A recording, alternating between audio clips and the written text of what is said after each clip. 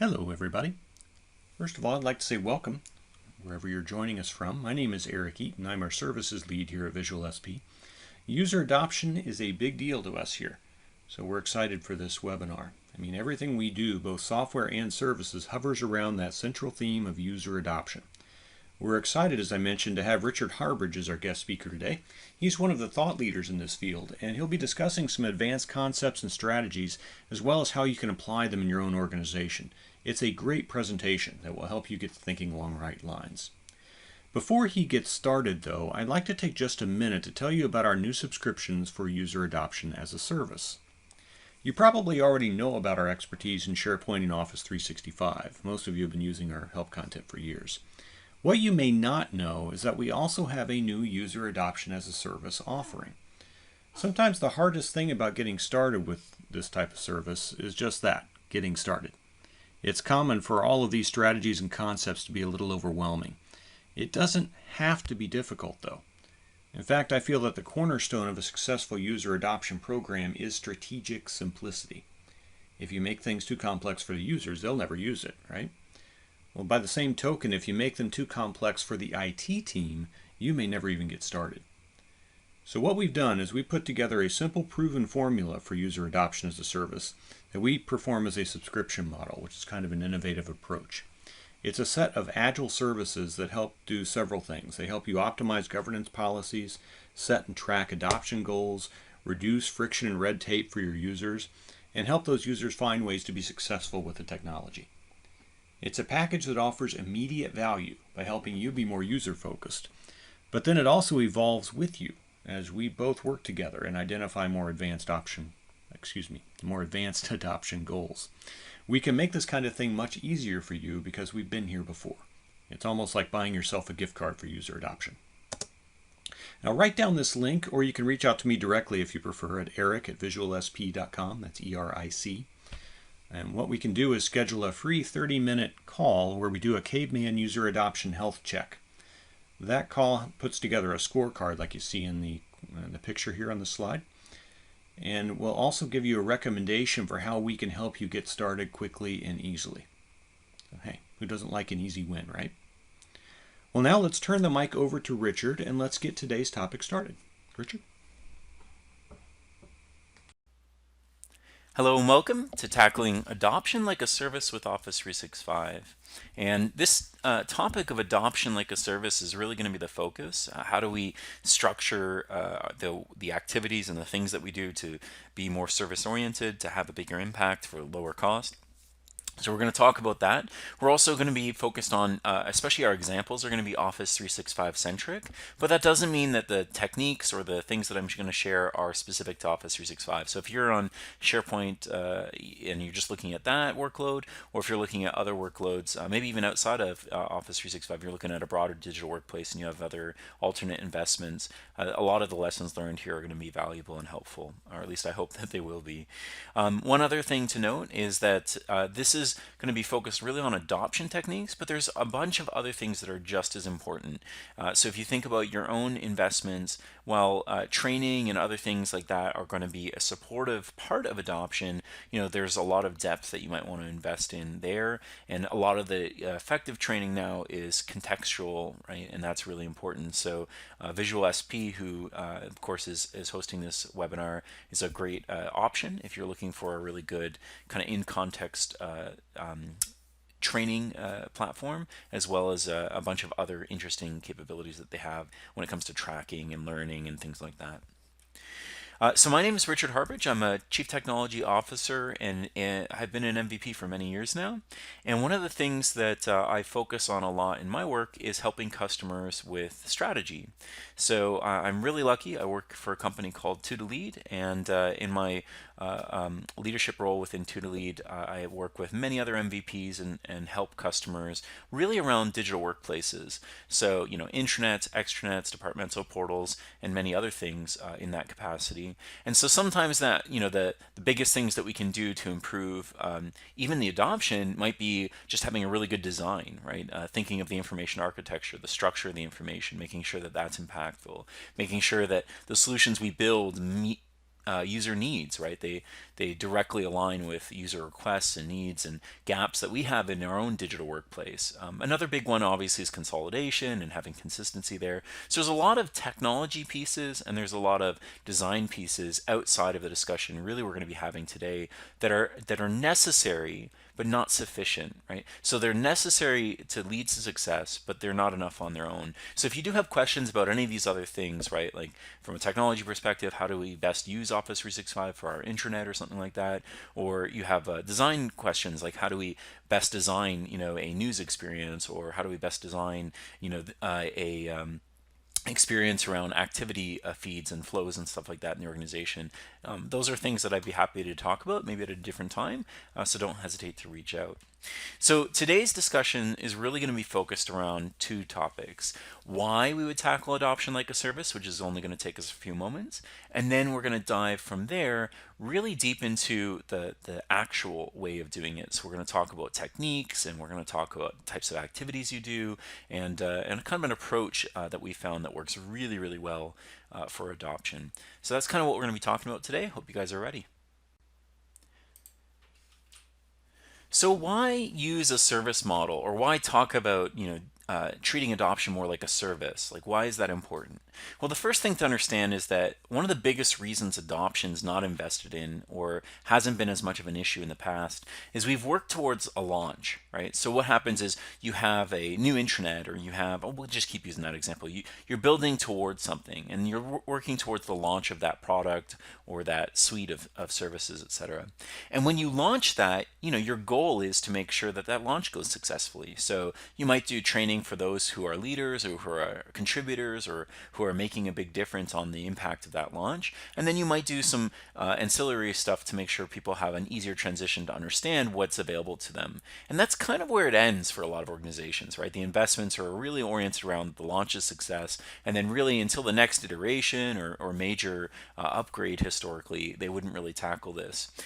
That's not true anymore in the services world that we live in, right? So a lot of the technologies that we use are software as a service, and because those technologies are constantly changing underfoot, that also means that the type of approach that we need to use can't be quite as launch oriented or project, if you're familiar with project oriented, in that there's long gaps of time in between and there's very specific focal points. It could be okay if your projects are really small and incremental, right, very iterative. Then that fits a little bit more the services model. So I'm not saying it has to be treating adoption and all the things around adoption like directly like a service, but getting closer to that service approach is really impactful. I'll give you another reason why talking about and treating adoption as a service makes more sense. Think about it this way. If you have adoption treated in a project context, then adoption is always oriented around a very specific project outcome.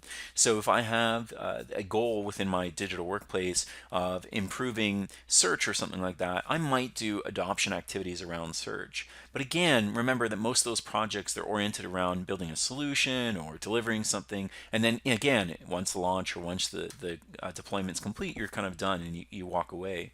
Whereas in this model, what's really important is that we have continued support, because of course, it's not just about getting someone to use the technology, it's about getting them to better use the technology.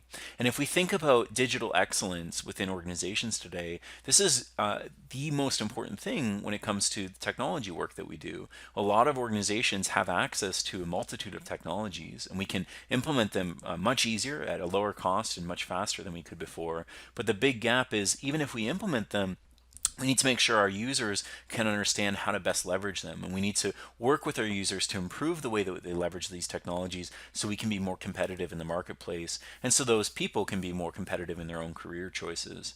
So again, this is an industry change, right? Where IT is shifting to a services model. That's happening within your own IT department, I hope. If you look at your corporate communications department, right, which may support things like this, they're shifting to communications as a service, right? The approach of the orientation that they used to use is a little bit different now, because they have to be able to scale into supporting communications needs at a team level, at a departmental level, at a broader level set than they used to support, because again, the technology has shifted where a lot of the great news stories and other things might be coming up from those places. So creating better visibility and connectiveness and engagement throughout all levels of the business is just as critical. And you could argue the same thing's already kind of happened with HR, or it's going through that, where HR is shifting more and more from that historic approach to more and more of an engagement approach, and improving those types of outcomes. So this is happening across businesses. And when we talk about adoption,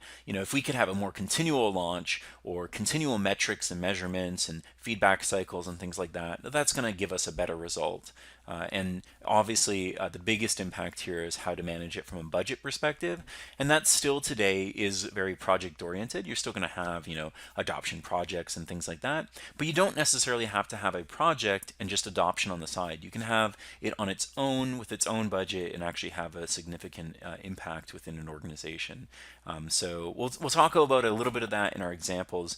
But, just I guess trust me or do your own research, but this shift towards treating adoption like a service is definitely the route that we all need to take if we want to be successful, as the technology innovation increases and as our organizational needs are going to increase at an individual level, at a group level, and at an organizational level. So that raises a broader question, which is like, okay, if we know adoption should be treated like a service to make us more successful and increase our efficacy, how do we do it? Because it's one thing to say, like, we should be more iterative, we should do this, we should do that. It's another to say, well, what does that actually mean when it comes to actionable things that people are doing? So what is customer X doing? What is my competitor doing? Those kinds of things are really what we're trying to get insight into. So that's what we're going to focus on in this section. So when we talk about adoption, we need to think about it impacting multiple levels, right? There's multiple approaches, if you will, to adoption, and there's important things to focus on. Obviously, we need great organizational guidance, right? A lot of times we think about organizational guidance as being foundational. You need to make decisions around what is the technology's purpose, what is it best used for, what is it replacing, and why is it replacing it? When is it all these things happening? All those kinds of broader organizational things, and you could even argue a lot of governance, a lot of the policies and procedures and even high-level guidance that we create starts at the organizational level. Then we need that same sort of thing happening at the group level and individual level. And the problem that we've seen historically is a lot of organizations, they understand that organizational guidance is foundational, but then what they do is they spend all their energy on organizational guidance. And what that ends up meaning is that the guidance, while great and definitely important, it's critical for success, isn't as actionable, right? If I'm an end user working in my individual context, working to do whatever I need to do in my digital workplace, I may not get what I need from a support perspective. Similarly, or from a guidance perspective. Similarly, if I'm a leader, think of group as being leaders or teams of people, etc. Again, a department even, I might not be getting that same level of guidance or the ability to apply those things that are happening at an organizational level and make them actionable or usable at my level. So what we found is, and it's pretty simple and obvious, but the focus should be on getting the organizational guidance, the structure, those key things done right. That's still critical, and that's the first starting point. And that needs to be foundational. Everything pivots on that. But then you need to spend more time on group guidance. Think of helping leaders and champions and people like that, and even more time and energy potentially on individual guidance, believe it or not. And so what ends up happening is you really are thinking, if you want to be successful, you want to think about this thing as an upside down triangle, inverted triangle. And this makes even more sense because if the organizational guidance isn't really well done, then it's not very balanced and it's probably going to start to fall apart. So that's still critical, but again, more and more energy and volume of effort and impact, etc., certainly impact focus needs to be at the group and individual level. Again, organizational level includes executive sponsors and other things; those are all important. But again, as you kind of spread out in the organization, you start to realize, that from a numbers perspective, it just makes more sense from an ROI to focus on some of those other areas. So if we know that organizational guidance is critical for our success, what are the things that we do or we found to be very successful in ensuring an organization's ready and prepared when it comes to, do you have a checklist kind of done of these are the things that we really needed to get done right to not just treat adoption like a service, right, but to be successful in attacking adoption in this way? So let's start with the first organizational checklist item, which really is ensuring you have the right roles. Now, a lot of times when we talk about this with customers, a lot of customers feel that they actually do have a lot of roles, right? They have a lead for the technology, right? There's somebody who leads Office 365, maybe it's within IT. They might have a person who's an executive sponsor, or maybe a couple that are engaged and they want the digital workplace to be successful, or they want, some other broad category to be successful in the business, and so they are committed towards digital excellence. And that's really great. That's important. But then what it starts to fall apart is when you get into the specifics. And what I mean by that is it's not just about saying, hey, a person fits this role, right? Within our organization, we have a business owner, we have an executive sponsor, we have, a departmental lead here and there. Like, that's great if you have those things. The question is how engaged are they? Right? How effectively are they engaging others around them? They're influencing ARC. How effectively are they coordinating, right, with one another? How consistent is their messaging? How consistent is their the approach and the techniques we're using? In communication, especially, how effective is the message getting out? And how, again, maybe frequent is that message coming out? And then resources is kind of like a catch-all bucket that we often use to represent the output, right? So there's product that gets created from these roles being filled, right? If I have a really good executive sponsorship, then I should, one of the resources that should be coming out of that is who are the executive sponsors and how to get in touch with them. Another thing might be what is a good executive sponsor and qualifying that. We might have so we can rotate or add in new executive sponsors if interested. Maybe in a smaller organization, even if we have good executive sponsors, some of the resources they might be outputting are their own guides, right? So taking the guidance at an organizational level and personalizing it based on their own leadership style and communicating that, so that there's this real sense of ownership. Are you practicing what you preach, right? Those types of things all come in handy. So each of these roles that we have outlined here, which are pretty common roles for a technology like Office 365, these roles each need to be mapped not just to people or a person in some cases, but certainly need to also be measured in terms of different criteria in terms of whether it's effectively being filled, because the role is just a container for doing responsibilities and action, right? Essentially, I create the role of mapping and tracking something like a SharePoint site lead because there's typical things that they do, like actions and responsibilities that they are achieving. And if they're responsible for these things, then essentially their level of success with those things can be measured, right? Are they doing this well? Are they doing that well? Is there opportunity for improvement? And I use this visual example of one of our best customers, actually. They had big investments in digital workplace. They had a digital excellence team. They had collaboration champions throughout the organization. They really did a good job. One of the best measures, if you will, of success that we've ever had when it comes to adoption. But even they had a bunch of gaps, right? Community management, even though they had a very active Yammer network within their organization, and enterprise social was heavily used, their community management was very poor, and they didn't really have people that took any ownership for it, or setting standards or expectations, or improving the effectiveness of those communities. And that was a huge opportunity for them. And so breaking those things down was a really important thing. So use the role readiness, or use this thought around what are the right roles as both an exercise to determine what do we need in terms of people to accomplish things to make us successful here foundationally, as well as what are those gaps that we probably should address, right? So you can start to prioritize them. And again, every customer is going to be different. So you guys, when you do this kind of exercise, you may be at a lot of places where you need a lot more investment and support, and so you'll have to kind of work out the strategy for that as appropriate. Another item that we have, so this was roles and responsibilities. Another thing that often comes up besides roles and responsibilities is essentially your cultural norms. So I have two slides, one for roles and responsibilities, which is a big subject, and I have one slide here for culture, and that's it. The rest of it's going to be focused on other types of activities. But it's really important to have a good cultural alignment with the things that you're trying to lead your organization towards, right?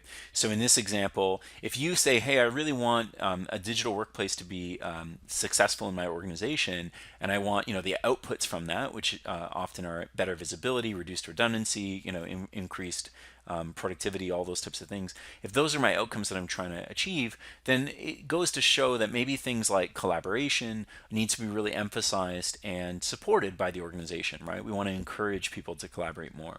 And so one of the tests that we often do with customers in this regard is we just ask a simple question, right? When you do your performance evaluation, when you do your performance review, once a quarter, once a year, whenever it's happening, and you ask those questions like, what's the impact you're having with customers, our team, like, so you always ask these impact questions, and so people give examples and they, argue why they're having a positive impact.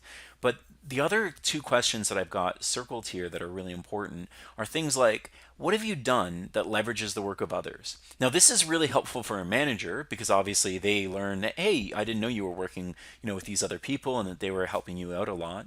But it's also really important because when you find out how they're contributing to the success of others, you may find that there's things that they're doing above and beyond their typical impact, right? The positive impact they're having across the organization. But there's actually a bunch of things that they're doing extra, or there's ways in which they're working with people that's, very beneficial for their own career, for their impact in the organization. And so we want to capture those things. So this is a well-known, documented approach, right? In management, we know that this is a really good set of questions to ask around work of others and success of others, and it's really important to emphasize. But very few organizations seem to do a good job of really incorporating this into evaluations and leadership messaging and things like that. So again, do you have in your performance reviews or things like that, are these kinds of questions being asked, and are they really emphasized as being important? If so, then hey, a lot of the change management stuff we have to do with something like Office 365 or these digital workplace platforms is going to be, a lot easier because it's going to be aligned with that cultural message, right? But if it's not showing up, then you need to ask yourself a question, which is, maybe we need to work on some other cultural foundational things first, or we need to work alongside, our digital workplace or our technology deployment, and we need to make sure that these things are being met. So just something to consider, the check and balance here is that. Another item that comes up a lot is policies and guidance. So from a governance perspective, a lot of times we think of, okay, we have those roles and responsibilities, we kind of work through that, we have maybe some cultural alignment. So then the question becomes, oh, okay, well, guess we're ready to go. Let's start talking about training and specific change management activities. But what we find is a lot of organizations, there's a gap there, which is actually having some structure and policy in place at first. Even typical guidance isn't available. And so again, foundationally, there's some typical outputs, work products that people create. So here's a few examples of champion related ones, right? Do you have a champion coverage and selection plan? So something that represents, it could be just a page in a digital center of excellence, it could be a a specific document somewhere, but something that says, look, here's how we select our champions, here's how we nominate them, here's how they're awarded, hopefully on a yearly basis, so it's rotating. And then hopefully we also have things like selection plan and selection criteria to help us make decisions on who should be in and out of that program. And again, the award per year thing is a really great example because a lot of times, we want people to commit to some level of support, engagement, etc., excellence in order to retain or get that champion status the next year, right? So if I'm a 2017 champion, great, but it's 2018 now, right? If I'm going to get that champion status again this year, I need to do certain things. So that's one way of looking at it. Another way to look at it for coverage is where are the gaps, right? So where are the geographic gaps where we might not have champions in terms of exposure, and where are the departmental or the functional gaps across the organization, right? Which roles and categories of people do we not really have good representation in the champion group, so we're not collecting good feedback consistently, or we're not able to support those people again at a group or individual level, right? So again, champions are a really important thing for success when it comes to change management, but there's certainly successful organizations consistently have something like this, right? So check, do you have this, and at what level is it defined? Another example might be a commitment guide. So each time a champion is selected or awarded, there might be obligations or there might be reasons that they were awarded. So think of the commitment guide as either the things that they've done that achieve that, or it's new responsibilities. As a champion, you get these perks, faster support, greater escalation for this, SLA for that is much better, or free training resources and all this other stuff available to you. But the downside is, we're asking you for something, which is, to join this each month, to do this thing, to give feedback here, to fill out this survey once a quarter. It can be very minor, or it can be, much larger depending on your own organization. And you can have different levels of champions too. So you could have, commitment guide for different tiers, and again, that could have different rewards and other things associated with it. And lastly, obviously, if you have those things, you need to have guidance for the managers and other people to understand, well, what does it mean when I'm a champion, right? Because you want to give them tools, in this case, a fact sheet or something that allows them to go explain to others what they're doing, why it's important, why they do need a little bit of time, away from their normal activities, maybe a lot of time, depending on, again, your organization's readiness for some of this stuff, to focus on these things to improve digital excellence in the organization. So again, these are simple outputs that are often created from successful champion programs. But if you think about it a different way, if I don't have any champion program, then these are kind of checks in boxes to say, well, have we thought of this? Have we thought of that? And again, if you do this for everything, right, there's over 30 plus policies that just come to my mind right now. When you think of those typical policies that are produced, certainly you're not going to tackle everything at once. So again, what are my gaps? Just like the roles, what are my gaps, and which ones am I going to prioritize in what order, right? This quarter, I want to address this role gap, and I want to address these policy gaps, and so I'm going to focus on those. This quarter, I'm going to focus on these guidance gaps because there's a few big pieces of guidance that are missing, and we're going to focus on improving this role versus filling a new one. So these are all things that you'll have to discuss and figure out at a foundational level. Lastly, I wanted to give you guys tools. So of course I'm giving you guidance around how to approach this, but we also have prepared a sort of a questionnaire for yourself, right? So in your organization, it's a bit long, but you can actually fill out this questionnaire, use it as a starting point, and it has tons of the questions we would ask. So if you take a role like the executive sponsor, and you start to think of what does a successful organization look like in terms of what do they do with executive sponsors, we ask a bunch of questions specific to that.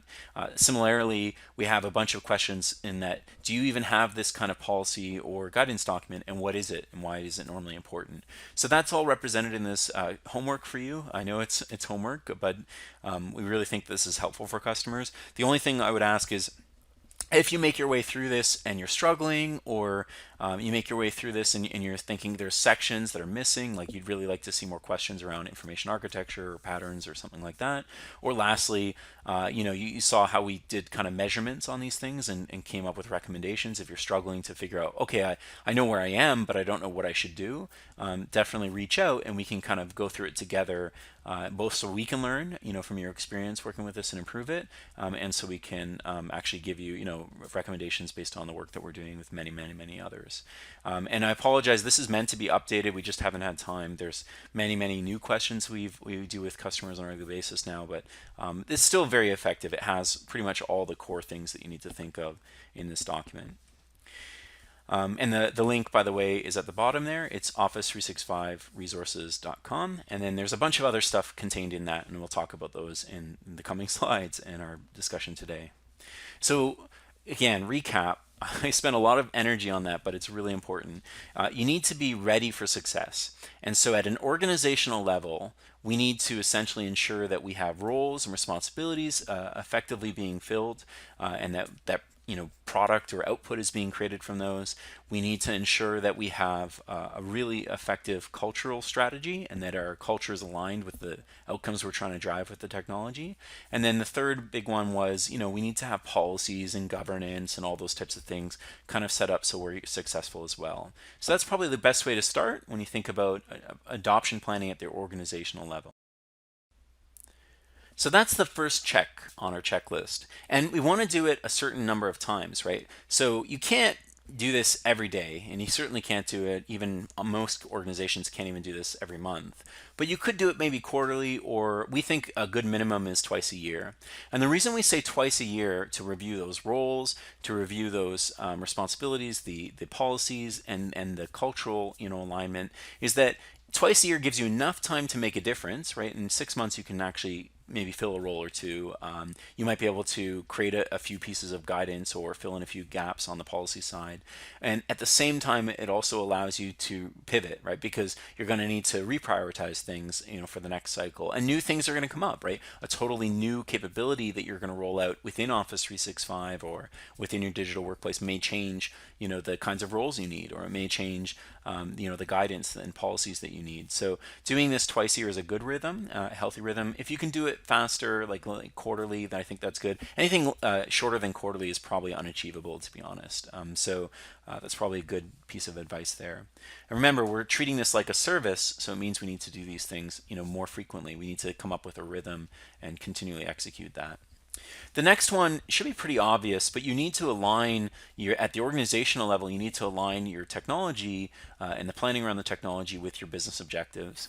Now, what we found over time with this is that this is a deep subject, right? Determining business objectives and aligning those with technology. And most organizations do a pretty good job of this, right? You have a good CIO, you have got other good leadership, and they understand, how the technology strategy is going to align with meeting business needs. What we find the gap often is being able to communicate that in a way that's going to make sense at an organizational level. So what we're using here is a really simple example technique. Essentially, what you have is you have business objectives mapped on the columns, and then on the left-hand side we have solutions. So if you ever are kind of working through, here's all the IT solutions we're working on, or IT projects, you could change a solution for the term project or program if again we're looking at a higher level. And you look at those programs or projects, you can essentially say they either directly impact or help achieve that objective. That's kind of indicated by these solid circles, or it may indirectly support achieving that objective. So there's definitely an argument that can be made that it's going to help achieve that objective, but maybe it's a bit softer or more indirect in the way that it helps achieve that objective versus ones that very clearly impact that objective. And based on that kind of discussion, if we can create a visual that represents that alignment, it might help executives or other leaders understand how their business objectives are being supported or in fact even being partially achieved or helpfully achieved by the things that we're doing, right? The technologies that we're rolling out, the solutions that we're rolling out, the projects or programs that we're executing.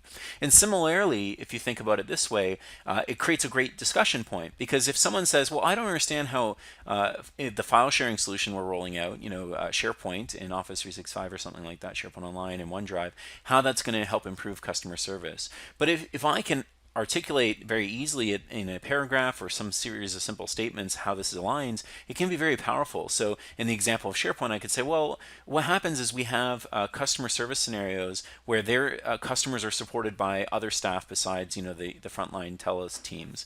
And so when those staff scenarios happen, people essentially go to our knowledge centers, they go and look for documents, they go and look for other materials, and then they use that. So when material's out of date or there's redundant material that creates confusion and other things like that, it actually has an impact on customer service. And so we think, here's how it's going to align it. So you come up with a narrative, you come up with the right way to tell that story. Essentially, this is the story of IT, right? What are we doing that helps the organization be successful? We're just making sure that we're visually representing it so that people can see at a glance, the kind of impact we're having.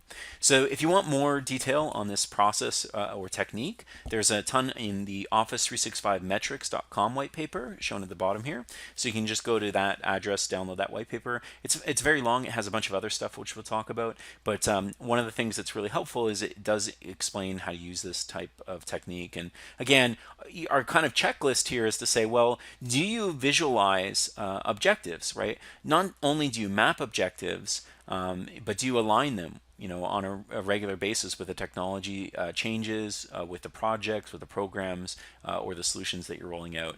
So again, aligning with those business objectives and showing that proof visually, like what we just showed, is really critical. Because if you can't get to that level of proof, then essentially you might not have actually aligned it, right? You might think they're aligned. Everyone says, oh yeah, everyone knows that what we're doing is really important and everything's aligned. But when you actually ask someone for priority, they say, well, this is a priority and that's a priority. Well, it's a lot harder to say, one thing's a priority over something else when you can clearly see when some things have a greater impact across, other more strategic objectives, let's say, than something else. So again, this helps a lot with objectives in terms of priority. It also helps a lot when it comes to just keeping people on the same page, right, around what it is we're doing and why we're doing it. We suggest this to be done at least yearly. So the frequency of this one's more of a yearly condition. The reason we say yearly is because typically most organizations really revisit objectives on a yearly basis in a real way. And so aligning it at that point in time is pretty reasonable. If you can do this more frequently, go for it, right? Especially maintaining this is really, really powerful. So if you're spending a bunch of money internally on something and you don't do this, I think that may be a mistake because you're doing yourself a disservice by not, explaining the value you're providing. So the other thing we need to think about at an organizational level, if we're reviewing success readiness, we're aligning with business objectives, is we need to make sure we're measuring effectively. Now, measurement is important. Now, there's a few ways to look at this, right? One way to look at it is measuring helps us steer and direct. So we're making investments, including investments in change management. And so if we want these investments to be more successful, one of the ways that we can help direct that is by measuring.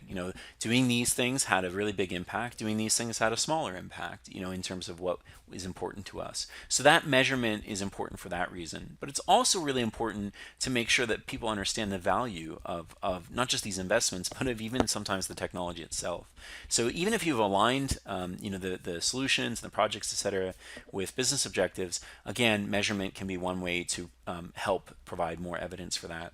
So the simple stuff like, hey, the value of the technology, that's stuff that we call business impacts. And we've actually done a first pass on that for you. So if you go to office365metrics.com, that same white paper, in that document, it actually breaks down the most common scenarios. So the example here of saving employees time, not only do we say, well, of course, digital workplaces and Office 365 saves employee time, but let me tell you how. So here's a specific example I think is represented in there, which is called time shifting. So essentially, if you record a meeting, that improves from a cost perspective and from a benefits perspective, it improves the organization's costs, because essentially what you're doing is you're time shifting, and it means that a person who would normally have to be in that meeting doesn't have to be in it anymore. If you have a meeting and there's someone who should be involved and aware of it, they don't have to reschedule that meeting because that person's not available. Instead, you hold the meeting, you record it, and then you have them view the recording and provide feedback, commentary, whatever it is. And so in that scenario, that immediately means that more meetings can happen, there's less rescheduling, etc. The second piece to that same discussion is if we are in fact time shifting, then that means people can consume it at their own pace. So that person who's reviewing it maybe after hours or at some other time, they might skip at 2x speed through it, or they might jump from section to section because they know that some of the topic areas just don't matter to them. They're not important. Or, some of the sidebar discussions they have in the meeting that aren't relevant, they can skip those and really focus on the things that are important where they need to give feedback or they need to be aware of it. And so again, that kind of time shifting is a huge benefit that technology is providing. And in this example, Skype for Business or Microsoft Teams and Office 365 Video or Microsoft Stream together are providing a really good example of that. But again, it's one example of measurement and business impact across many. And so we've done that. We've articulated many examples of the kinds of impact that something like Office 365 typically provides and given ways to calculate it and track it. So hopefully that helps you guys. It's a good starting point. But I wanted to give you one more piece of advice. So obviously defining business impacts and benefits is important. But one of the things that we found that was really critical was not just defining the benefits, but actually tracking how effective effectively they're being measured. So essentially, this is a technique where you create what's called a benefit profile or a benefit overview. In this example, we have improve employee engagement for leadership communication. And one of the things that we're measuring here is essentially, the number of Yammer posts from company leadership and the number of employee responses per leadership post in Yammer.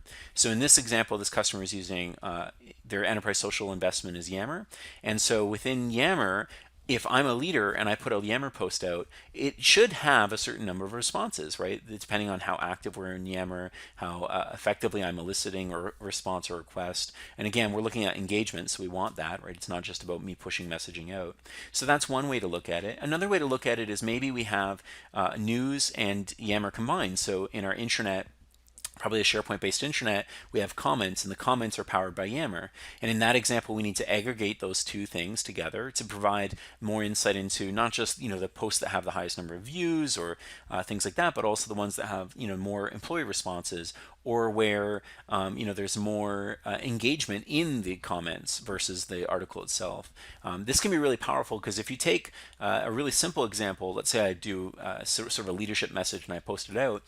If I take that leadership message and I see that there's very low hits, well, in the historic data that we have, we would say, oh, okay, well, that means it needs increased visibility or things like that. Or maybe you need to tweak your message so it's a bit more compelling, the tagline, things like that.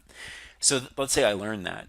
Now what we're saying is, no, you need to go further than that. You don't need just a great tagline and great messaging, but you actually need to create engagement. So in that, are you asking questions? Are you eliciting responses? Are you, highlighting great comments and feedback from previous posts and stuff like that? So if you're doing those kinds of things, then you're going to encourage more people to engage essentially with your messaging, and that leads to greater levels of commitment and everything else. And so again, if we think of that as the goal, then we can start to give people data points and metrics that can help them at a individual leader level or even at a organizational level to improve these things. So that's an example of a benefit. And an example of how to map that is essentially we take all these benefits, we create a timeline, and we essentially have owners for these benefits who are tracking if the benefit's been achieved and by how much. So we're doing it maybe on a monthly basis or maybe a quarterly basis. You determine it.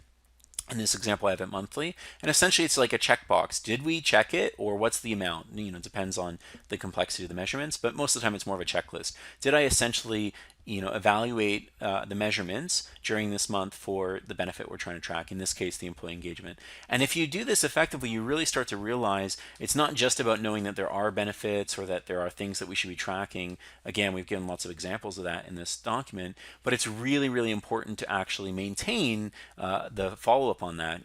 Do we need to tweak it? Are our benefits or our metrics still valid? Are they having a positive impact? We just spent some energy on this training and on this campaign around this and that. Is that having a big impact on improving these outcomes that we were trying to achieve? So these are all things that are really important, and you can imagine where this approach, doing it on a monthly rhythm or having these kinds of checklists and ownership, is called a benefits realization plan. When you have these things, it actually leads to a much higher level of success, and of course is more like a service, right? Because we're essentially checking that off each month. So measuring and reviewing impact, we recommend it at a minimum quarterly. You can do it monthly, as we were kind of suggesting there, but quarterly allows you maybe to spend a little bit more time thinking about what are those new measures we want to change and tweak, and then kind of implementing them in that next cycle. We find that twice a year is a little bit too delayed, right? Because if you do it quarterly, you can actually see some impact. If you're measuring it, especially if you're measuring on a semi-yearly or yearly or even by like twice a year basis, it just doesn't have the same kind of impact. So again, we would encourage that to be done at a quarterly level. The last one here, sorry about that. Last one here is that everything we've talked about, creating policies, defining roles and responsibilities and having them filled and producing stuff from that, aligning with business objectives and visualizing that and making it more obvious and intuitive for people who are interested, measuring and reviewing and sharing. We probably should have highlighted sharing here, sharing the impact, all those things, all at the organizational level are critical. And that creates stuff. And that stuff should be captured and presented and referenced in something that, if possible, is more centralized. It is We have seen this a lot where organizations might have a center of excellence, but it's spread across many sites, many places. And that creates issues where there might be redundancy, it creates confusion, it certainly is hard to navigate. And so, at a minimum, creating sort of, as an organization, saying, hey, we have a digital workplace, we have all these other digital investments. Maybe what we should do is create a digital center of excellence. And here you'll find essentially the guidance, the tips, the tricks, the training, anything that helps you become more successful and excellent from a digital perspective, that's going to be represented here. And of course, champion programs are here. And it doesn't need to be just digital workplace centric. It could be Power BI and BI centric, right? You could have, we have a whole data center of excellence or a BI center of excellence. And so that is represented in here as well, right? So again, the category name doesn't really matter as much as the fact that we're effectively capturing it. Now, it's one thing to have a bunch of resources, policies, and here's the executive sponsors, and here's all these other people, and you're kind of representing that in one place. It's another to create engagement here, and that's what we want to also achieve. So another measure of success for having a good digital center of excellence is not just that we have it populated, constantly being updated with new stuff, etc., but we also have ways in which people can interact here. So, and I don't just mean comments and things like that, but I mean examples like above. Do you have an idea or request? Is there training that worked for you that's not listed here? For self-service training, is there something that you'd like to get more help on, but you couldn't find it, or we didn't seem to offer it, and we can respond to that for you. Do you have a success story? In this example, maybe how the digital workplace helped you, or how our BI technology helped you, or your organizational unit, or whatever it is. Do you want to nominate someone as a champion? Like you feel they've done a really great job in being a great digital. They've shown digital excellence, and so you want to nominate or have them awarded champion status. All of these things and many, many, many more, mentorship requests, all that stuff, that can all be facilitated in a good place like this. So again, it's not just about having the content there, but it's about thinking of those interactive ways people might engage with something like that. So to recap, at the organizational level, we review success readiness twice a year. We align with business objectives yearly, measure the impact as frequently as essentially we can, typically monthly or quarterly, and then we improve the digital center of excellence by the product of those things, as well as a little bit of thought on our own. And that is a continual thing, right? It's gonna be going on and on. And if you do that at an organizational level, you are tackling adoption like a service, right? So our whole theme, you've actually done a pretty good job with that. So then that creates the question of group and individual level. How do we tackle these other top two levels on our chart here versus just the organizational level? So at the group and individual level, as I mentioned, this is where most of your effort is. And the answer here is actually pretty straightforward.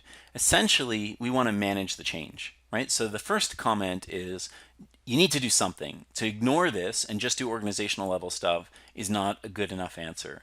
So if we manage the change, there's two things that we're trying to achieve. We're trying to reduce the negative consequences. This way, let me simplify things. There's a lot of theory here. If you are trying to get people to change and you're injecting a change into the process, you're essentially going to make it there's going to be a negative impact. What I mean by that is if you say, I want you to work better than you are today with files, and I'm introducing SharePoint Online instead of this file share you're using, that's going to reduce, in the short term, very, very short term, it's going to make it take a little bit longer for people to find content, to share content, to work on it, because they're used to working a certain way. But we know that after a very short period of time, they're going to get huge benefits, way more benefits working this way than they had before. And that's that change that we want to accelerate.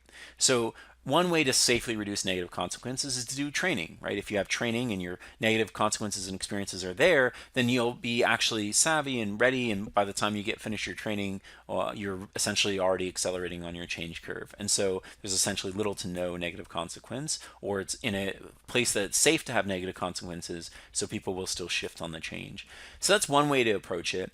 But really, a way to think about this is not only do we need to make these investments to help people reduce negative consequences and accelerate change, but we also kind of want everyone to adopt as fast as possible. This accelerate change especially is really important. So to do that, a lot of times people think about, well, what are the things that we do? Well, we often look at early adopters. You've probably heard this term before. And what we want to do with them is we want to typically make them aware, right? If you make early adopters aware of a new technology or method or technique, then they're typically willing to explore it, experiment, try it out. So this is where, if you think of tips and tricks, this is where did you know? Tips and tricks are really powerful, or where pre-launch communication or just active communication about the value and what's going on is really, really important. So early adopters, it's awareness and interest. You're trying to foster awareness and interest, and then you'll get early adopters essentially on board. But then there's a bunch of other people that are not early adopters. In fact, a large percentage of people are not. So there's a subset of those people in that broader category that are people that essentially they would do the change, they would make the transition if they had support. What they are looking for is, how do I do it? I get that I should, I get that I can do it. Maybe that's what the right way to phrase this. They get that they can do it and that some people are doing it, but they're not sure how they should do it. So they need help. They need how to type information. They need coaching. They need training. Contests and challenges, especially challenges, are like an action, like a call to action. Tell me one thing to change and I'll do it, and then that way I can improve. Right? Those are all things that you really need to focus on for this group. Again, the early adopters at this first level, you're really focusing on did you know, and then here you're doing more of like how to. And now when you combine those two things, you've got a good collection of people within your organization that essentially are adopting the technology. The next group is essentially we need to understand the value. So they might understand how to do it, at least at a high level. They might understand that they can do it, but they don't understand why they would do it. So the why becomes really important here. So that's change stories, benefits, success stories, if you like that term. What are the benefits that you get from it? Having contests and having winners of those contests can help shine some interesting light on that. Some of the business impact stuff we talked about. There's lots of ways to represent the value. And so we take active effort on all three of these categories if we want to help adoption be successful, right? We don't sit back and do nothing. We spend specific investment activity here to create more awareness. We spend activity here to create greater understanding. And then we spend activity here to better represent the value and help people maximize the value is especially important here. Not just realize the value, but maximize it as well.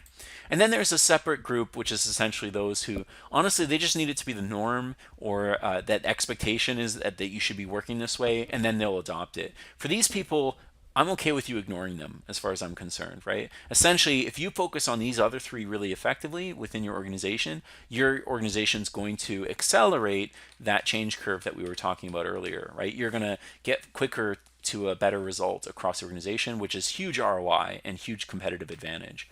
All right. So we talked about that. So how do we make this work in real world? Well, we found that the right way to think about this is like a funnel. Interest and awareness, remember awareness was the did you know type stuff, you need to start with that, and that's the top of your funnel. That's the most stuff you're doing, the broadest audiences that you're hitting. And then some people, they're going to be interested. Some people are going to be aware and then interested in what it is. So now they're willing to invest in understanding it a little bit more. And this is where your how-to, your training, other resources work.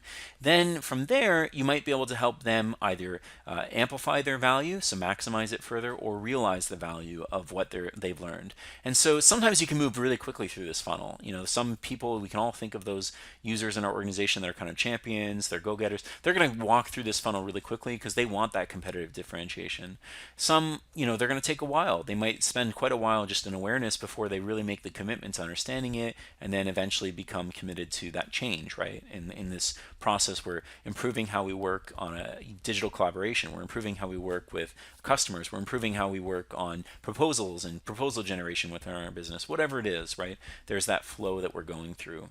Another way to think about this is essentially you're spitting out champions, or at least people that are committed to not just maybe this change, but other changes too, because if they've gone through this funnel, they're going to be looking for more things to be aware of because they want to make that investment and find more ways to improve, especially when it comes to digital excellence, right? This is an area where every user understands this is important to them and they want to find ways to improve it. So the technique that we found that aligns well with this idea of a funnel is around marketing and other things like that. Think of it this way. If you do marketing externally, we essentially create a funnel in sales in the same way. Here, what we're doing, instead of committing someone to selling, like buying or subscribing or something, what we're trying to do here is we're saying, no, no, no. The funnel's intention is to help them commit to the change or to improve their digital skill set. So we're going to create adoption campaigns in the same way we would create campaigns externally, but they're going to be very focused on internal activities. And there's a few categories for these campaigns that are critical. So we're going to walk through those. Just as a reference, everything I'm going to talk about pretty quickly because we don't have a lot of time. So be sure to read office365campaigns.com. Sorry, one more piece of homework. And inside of that, you'll find all sorts of guidance around the very particular things that we're going to go through pretty quickly here, right? How to create effective tips, how to create effective training, and even the office365resources.com that we highlighted earlier for the roles and responsibilities and the policies, that actually has other samples of surveys, contests, and other things like that that you can download as well. So lots of resources for you. So don't feel like you just need to soak all this up right now. Try and just understand the concept and why it's successful and effective, and then spend that energy after this call, getting into the details and the weeds a little bit more.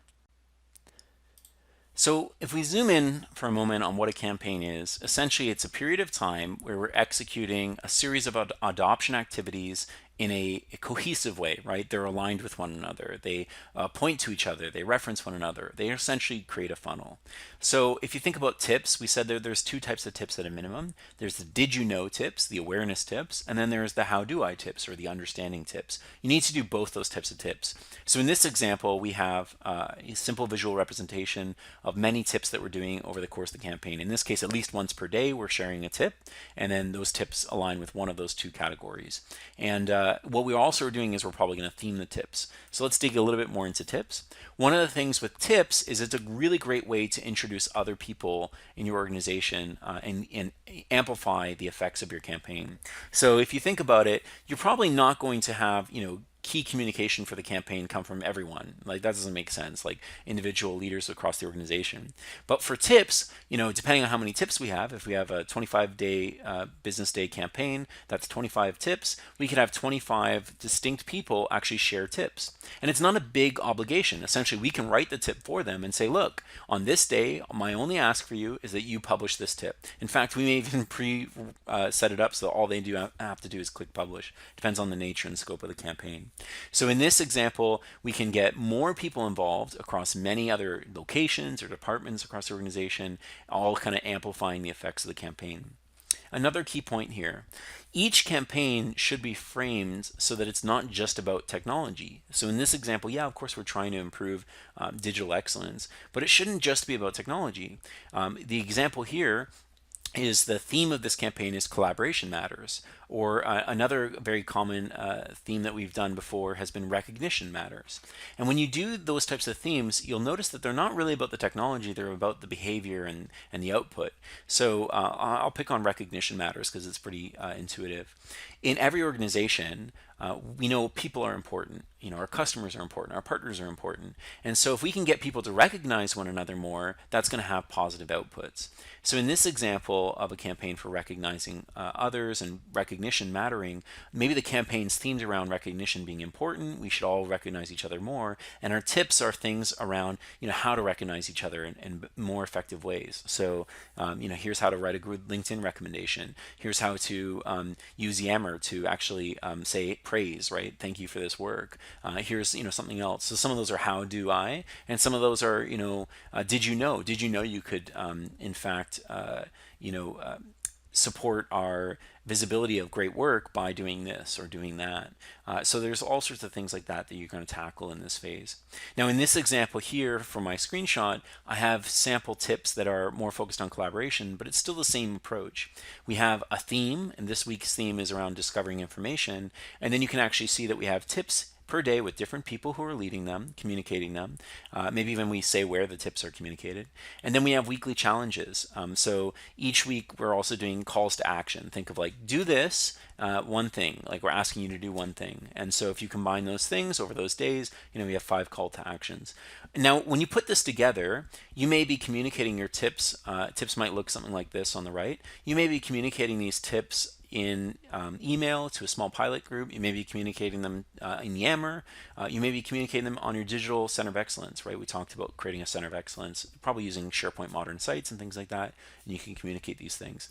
So that's great, but we need to create more awareness. So maybe once a week, if you've got 5 of these tips that are going on, you consolidate them into sort of a weekly update, and you put that on the intranet homepage, on the intranet news, and you say, look, hey, are you looking to improve your digital skill set? We have, we know collaboration matters. So in week 2 of Collaboration Matters, we've really talked about how easy it is to discover great work from others. And, here's the tips and quick links to those. And here's, the calls to action. And by the way, here's training that focuses on, improving your collaboration skill set digitally in the organization. And that's happening next Thursday, as well as 2 weeks from now, on this date.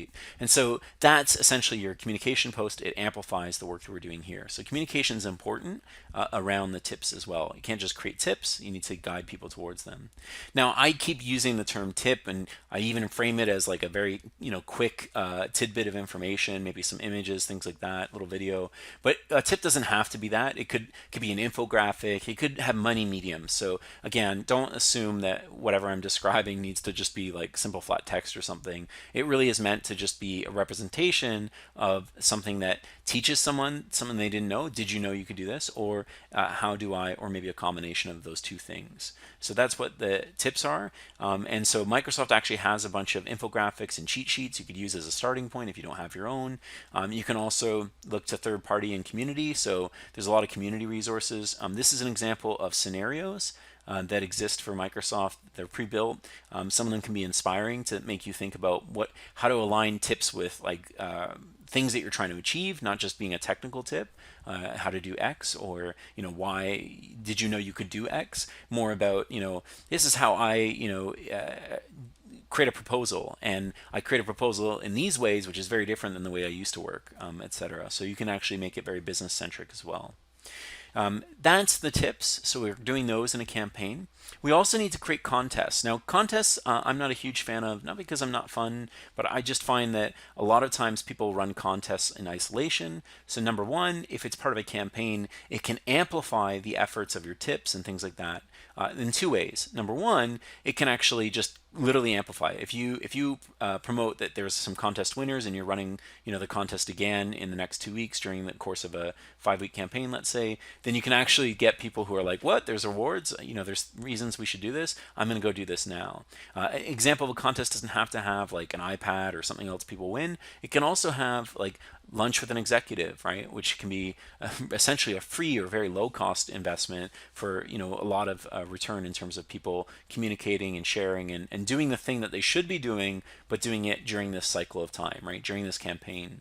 Another example of this, that one of my favorite ones, one organization essentially said, well, we want employees to recognize one another more. So one of the things we're going to do is for each time an employee recognizes 2 others. So if you're recognized and you recognize 2 others, we're going to essentially add that. And that means that we're going to donate to a feed the children sort of thing. And so the more people who recognize one another during this time, we should all be recognizing one another. Now we're saying do it during this time, then essentially you will donate and feed many people around the world.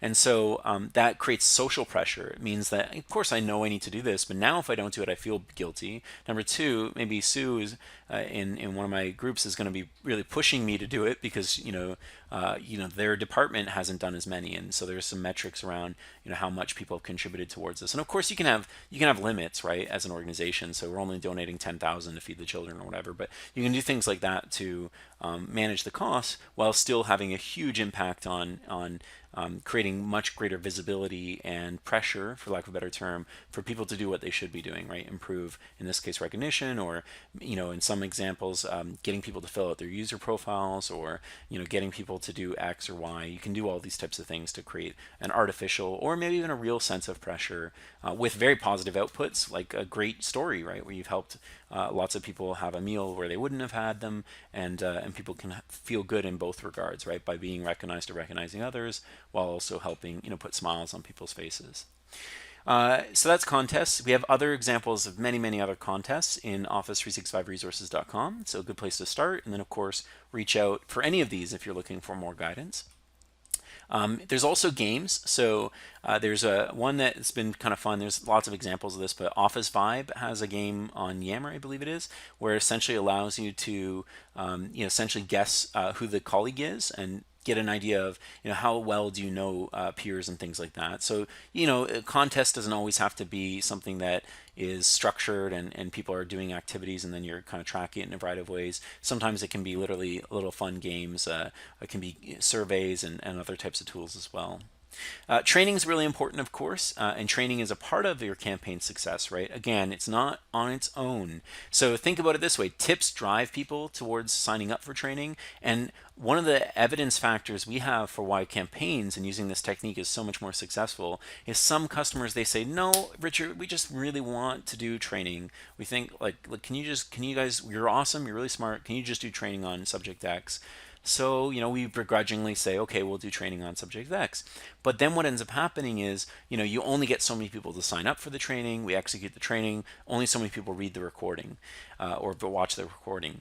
Whereas if we did a campaign, even a simple campaign around the training or after the training's done, we do a minor campaign, you'll see much greater traction in signups or much greater traction or both in terms of readership and viewing of the material afterwards. And I think all of those things say, hey, your ROI is much higher. So we took a firm stance about a year and a half ago where we don't do training on its own. We only do training in the context of a campaign. So we just don't charge for it sometimes, right? Like we just structure it in our side so that it makes sense and it has tips and other things. And if the customer chooses not to do some of those things, it's their call, but that's an important part of it. Similarly, if you think of the success of something like VisualSP and the awesome capabilities it has around training, that becomes really, really powerful if you're able to amplify it. You're able to tell people, hey, did you know you could use this thing, right? And how helpful it can be. And so that contextual training needs greater visibility sometimes and needs to be aligned with your broader change management strategy, and campaigns can be one way of doing that quite effectively. One other comment on training, don't create long training sessions. So in this example, I have a 1.5 to 2 hour training session. Even though it's modularized, it's still too long. So think of shorter training sessions. And if you are going to do a longer one, at least create modules so it could be split up afterwards in the recording or for reference, or even for the document or PowerPoint references. Another thing to note with training is it really is almost always done remotely, right? So if you are going to execute your own training on top of great tools, then make sure that you have that training done in a way that's engaging in a remote participant audience. So here you can see we have practice scenarios. We have things that we're asking people to do during the training to encourage greater levels of engagement for the training. Another example is you can use OneNote. So OneNote scales for thousands of people. So you could have even a webinar style training environment where you have tons and tons of people on a call and then actually say, hey, we're all going to go and talk about OneNote. So we're going to open this OneNote up. We've sent an email to all of you that you can click on and you can open it with me and we can all co-author. And you're explaining everything from versioning to how people can co-author. You can imagine how many Office 365 value propositions you can communicate, including teams and everything else, with just one quick OneNote exercise. But what it does is it creates way more engagement, right? It creates way more activity from people that helps people both learn something in a more hands-on way and also mixes up, from that typical thing like what I'm doing right now and talking to you. So yeah, sharing, you can talk about everything from, like I said, co-authoring to sharing concepts and other things. So OneNote is a really effective tool because essentially almost everyone doesn't use it enough and could use learning OneNote is a valuable asset in the way that they work. And then when you combine it with these capabilities in something like Office 365, it becomes really compelling. I mentioned communication throughout this, so this is just a recap. Essentially, everything that we're doing here should be pre-planned. We should try and design it in a way that there's less work during the course of the engagement or during the course of the campaign, so that you're essentially just kind of keeping the lights on, making sure people post those tips and tricks, things like that, versus trying to do it as you go. So There is a little bit of pre-work on the campaign in the communication department, but it's really, really powerful when you do it. And it's not a big investment. So in this example, you can see I have an example of a tip email that I'm asking a person to communicate in a Yammer group for this pilot that we're doing. And we're saying, you communicate this tip, and then what we're going to do is once a week, we're going to communicate this on the intranet. We're going to do a kickoff for the campaign. We're going to do this. So each of these things, of course, you're going to be communicating. And it could be a small pilot campaign like this, or it could be an organization-wide campaign like that Recognition Matters campaign. It really depends on your needs and what you're trying to accomplish. One other key point with campaigns is because they're over a duration of time, it makes it pretty easy to say here's the baseline of level of adoption around key workloads before, and here's the level of adoption that's changing during it, and then finally, 3 months later, even after we're done the campaign, how much of a lasting impact does that have on adoption? And so we can really see some really big benefits in this regard. So of course, structuring campaigns helps with that. And an example of, a lot of people are trying to figure out how to best use the measures that are available out of the box to do this. So certainly use the adoption pack stuff from Microsoft here. But one of the things that we've used as an example with a different customer, and this comes up actually quite a bit, is customers often have users that are using OneDrive for Business to do a lot of collaboration. And that's okay in isolation, right? If you have a temporary file or you have a file that you own and you're collaborating during a meeting or something, and then you're going back and you're working on it yourself, that could be acceptable for OneDrive. But most of the time you want that collaboration to be happening in SharePoint, right? From a service perspective, you want that effect to be there. And so if we see a lot of that in OneDrive, that means there's risk, right? If someone leaves the organization and we don't have the right structure, then we could lose those files if they're in OneDrive. And so there's a lot of reasons why we want collaboration to happen in SharePoint. Well, there's a measure for this. There's actually a measure that says, essentially, in OneDrive, how many files are being collaborated essentially just by the owner, that's updated by the owner, and how many are collaborated by others. And in SharePoint, we should see, essentially what this is showing, pretty much all the time, lots of collaboration with others.